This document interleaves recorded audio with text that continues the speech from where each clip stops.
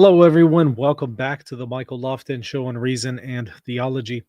I wanted to do a quick show today, giving people a brief update on Pope Francis's health situation. There are some updates to this. Also, there is some news coming out of Rome where Cardinal Fernandez, the head of the dicastery for the doctrine of the faith, has made some interesting comments on the question of gender ideology and transgender surgeries. I want to take a look at that in addition to a post that I saw the Protestant apologist James White post that comments on the nature of apostolic tradition in relation to a video that I've been seeing floating around on Twitter for quite some time, depicting some pretty odd practices taking place in the Catholic Church and also Eastern Orthodox churches. And I wanted to just briefly interact with that. And I think it's a good launching pad to discuss briefly what apostolic tradition is, as opposed to perhaps maybe ecclesiastical traditions, as opposed to abuses. So, all of that is what is in store today. Let me remind you to hit that subscribe button and the like button if you haven't already. I'm going to go ahead and share my screen. Let's take a look at the update from the Vatican. Vatican News has an update on Pope Francis. They've been trying to keep us updated every day that he's been in the hospital. I want to say this is maybe the fifth day that he's been in the hospital now due to a number of health issues. So, this one says Pope has double pneumonia. Condition remains complex. So it doesn't sound good, you know. We're not necessarily getting reports that his health is getting better and we're expecting him to, get back into the swing of things. That doesn't appear to be what they're saying here. So they note laboratory tests, chest x-rays, and the clinical condition of the Holy Father continue to present a complex picture. In a message to journalists on Tuesday evening, the Holy See press office gave the latest update on the Pope's health since he was hospitalized on Friday to receive treatment for bronchitis. It says the statement added that the Pope's polymicrobial infection, which has arisen in the context of bronchitis and asthmatic bronchitis, and has required the use of, I don't even know what that is, and antibiotics, makes the therapeutic treatment more complex. So, in other words, they're just saying his health situation is more complex than they had initially realized. A follow-up chest CT scan, to which the Holy Father was subjected this afternoon, prescribed by the Vatican medical team and medical staff, revealed the onset of a bilateral pneumonia requiring additional pharmacological therapy. Nevertheless, the press release adds Pope Francis remains in good spirits.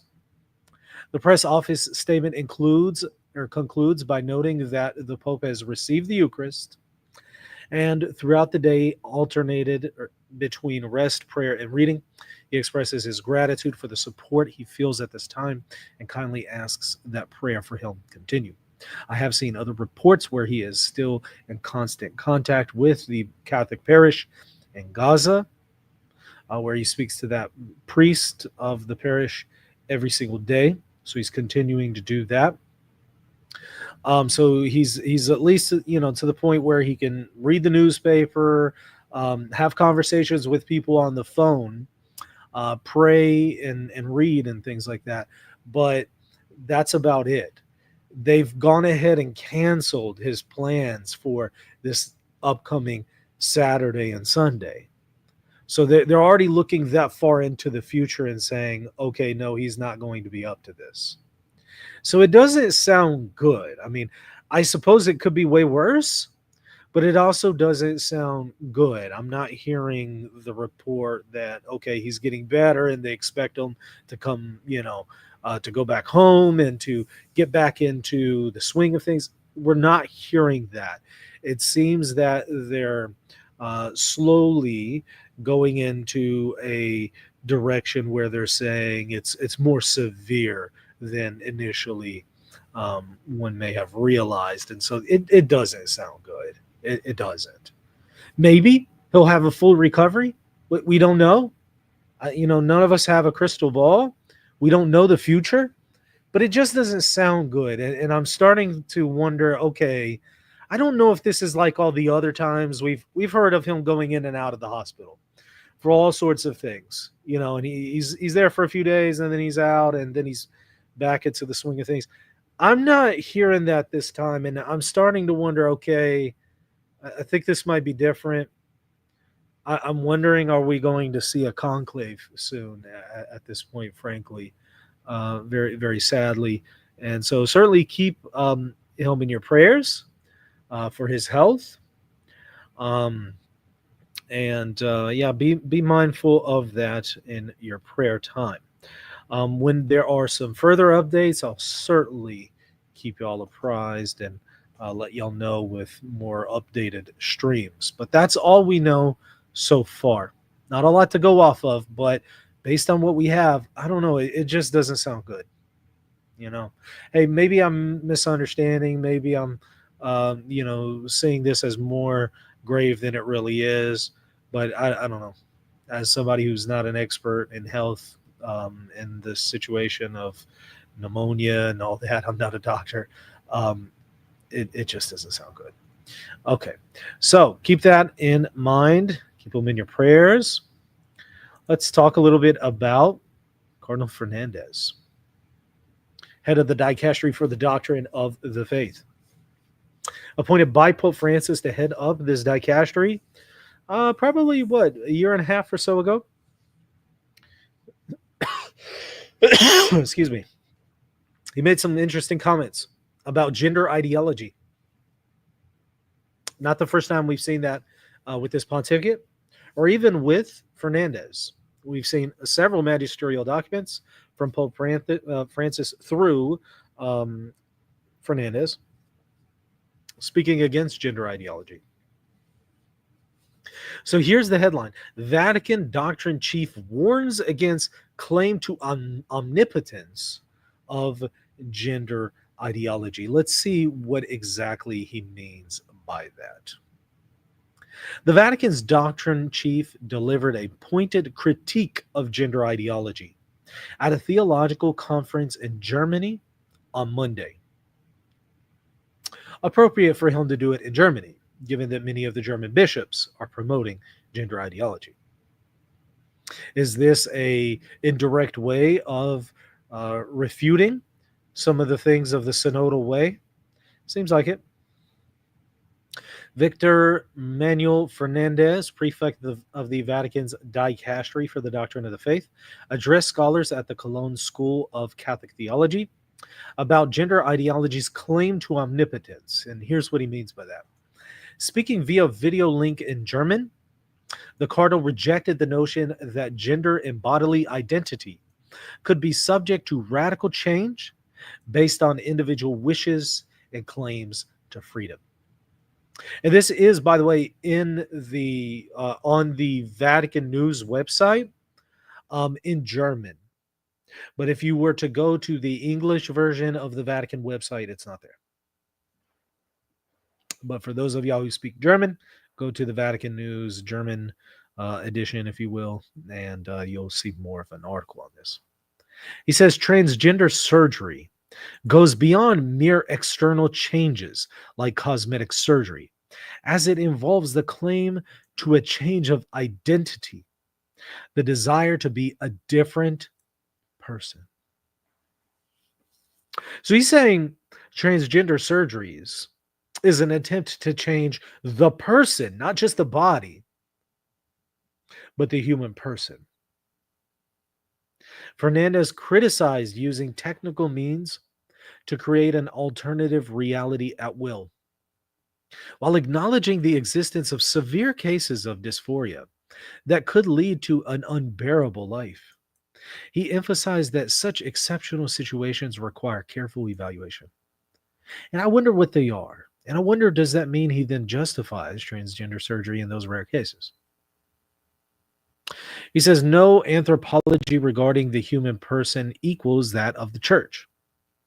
The Argentine cardinal referenced the dicastery's document Dignitas Infinita on human dignity, explaining the concept inspired by John Paul II in 1980. This says, God has shown us in an insurmountable way in Jesus Christ how much he loves each man and how immense is the dignity that he has conferred on him through him. Precisely those who must suffer from some physical or spiritual impediment must recognize themselves as friends of Jesus, as loved, especially by him. The conference titled The Catholic Foundation of Human Dignity aims to engage Catholic theology with other sciences and worldviews. With the topic of human dignity and human rights, we have a theme that concerns not just Christians, but every human being. The multi-day gathering examines the nature of human dignity, its relationship to human rights, and current discussions about their expansion. So overall, it sounds like he's, critical of the notion that we see in secular society today, and even also in some quarters of the Catholic Church, promoting gender ideology. On the whole, it appears that he is critical of it.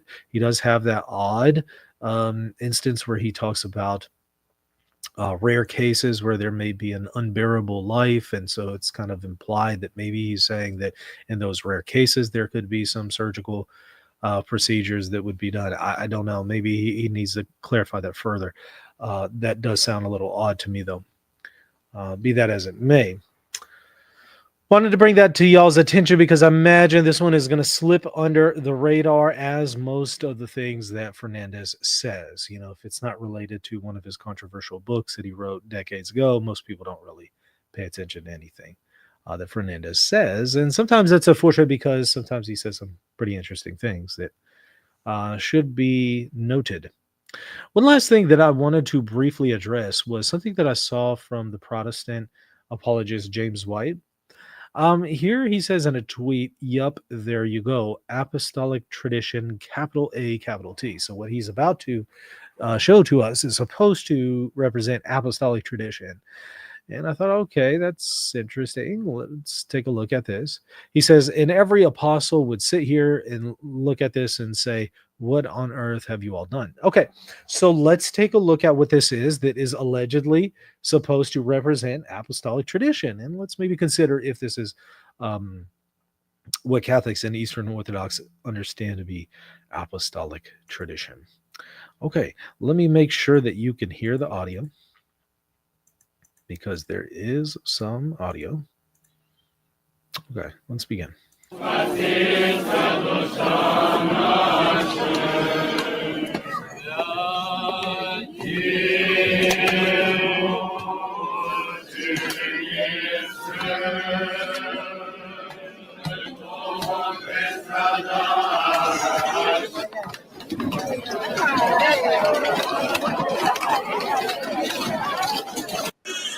Okay, in that first clip, what we just witnessed was what appears to be the relic, specifically a foot of a saint, that the bishop takes and places over water and pours water on top of it, thus making contact between the relic and the basin of water there.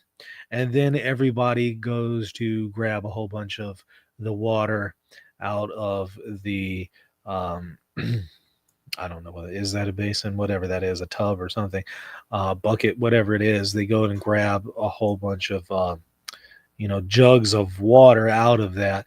I suppose this would be what would be considered a third class relic.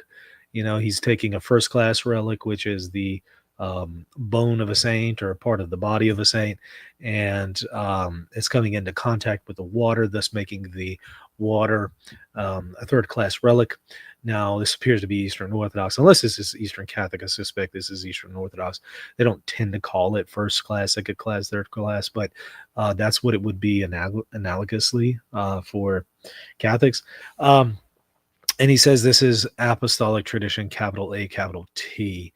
Well, I know that both Catholics and Orthodox would agree that relics are part of apostolic tradition, but the pouring of water on a relic and then grabbing a whole bunch of that water, I don't know if you could argue that's apostolic tradition. That might be an ecclesiastical custom based on an apostolic tradition, but I don't know if you can argue that is apostolic tradition. In other words, I don't know any of the apostles who would have done that.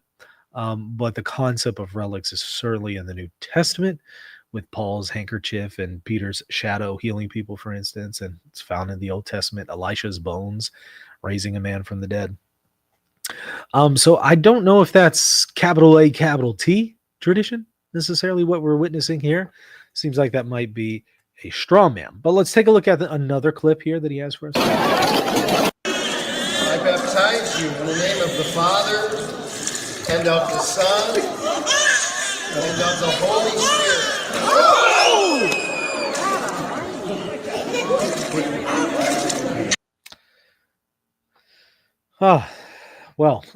So I guess what we see here is the baby slips during the baptism, but it looks like ultimately the baby's okay, thank God.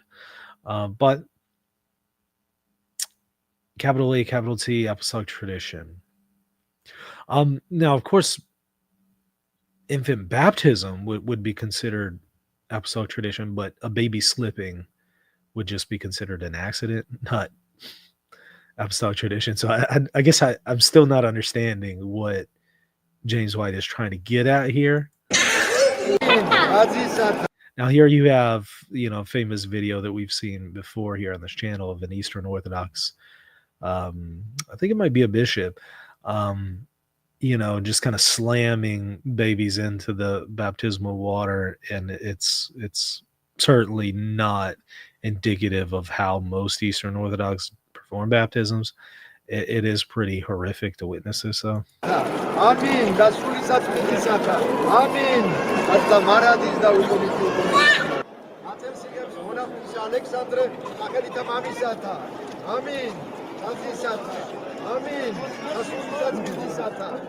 What is wrong with him? Is he stupid or something? I mean, how can you do such a dumb thing? But whatever.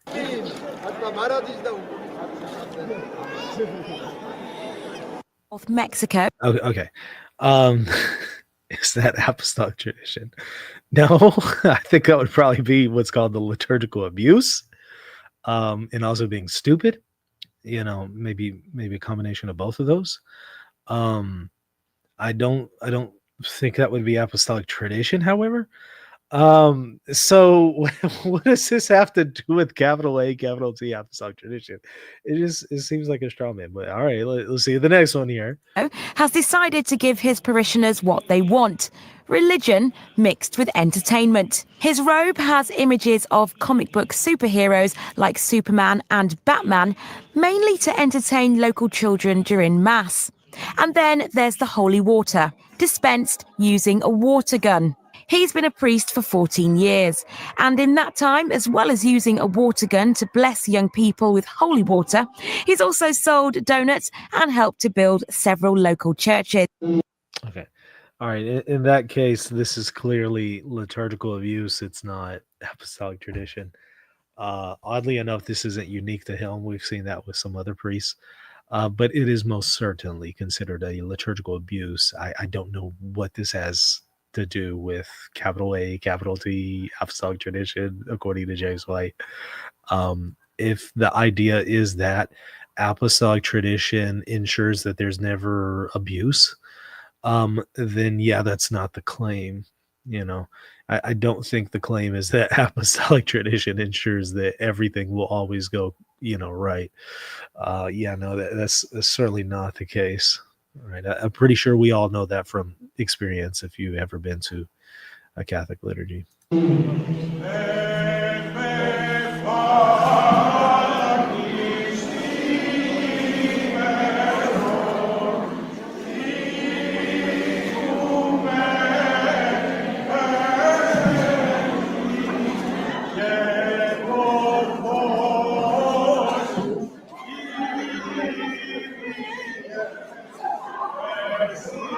Okay, so what we see here is an Eastern Orthodox either bishop or some kind of hierom monk, just soaking everybody with holy water. again, seems to me like that's maybe liturgical abuse. And yes, liturgical abuse happens all the time in Eastern Orthodoxy. It's not a Catholic phenomenon, uniquely Catholic phenomenon. It is certainly something that happens in Orthodoxy as well. Everything from rap in the Divine Liturgy to this kind of stuff. But yeah, no, this is not, it's not a, it doesn't take away from apostolic tradition. It just, it might undermine it in some kind of way, but I don't think it removes from the concept of apostolic tradition, since it's not apostolic tradition.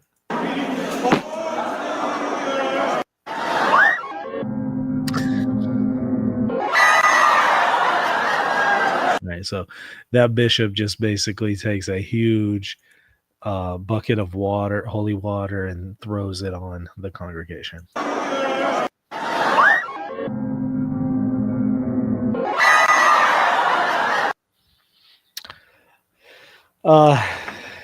Liturgical abuse or apostolic tradition?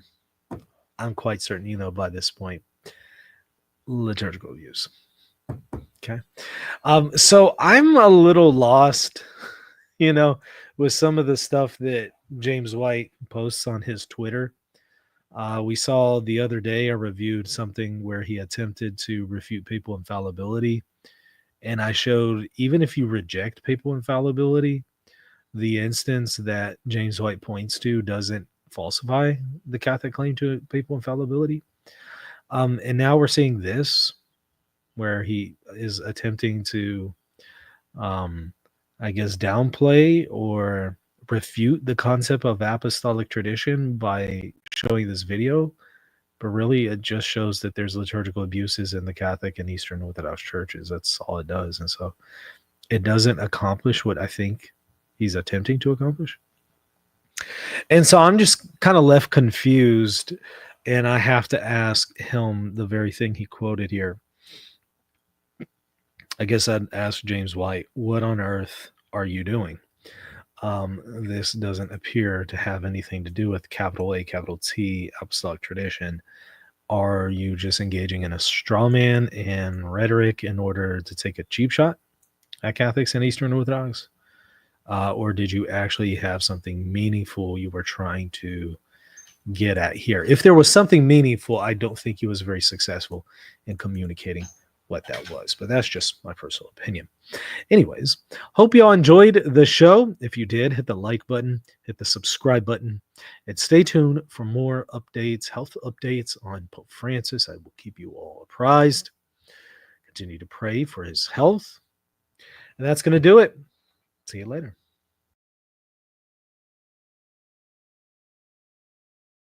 Are you seeking clarity in the midst of confusion about Eastern Orthodoxy and Catholicism?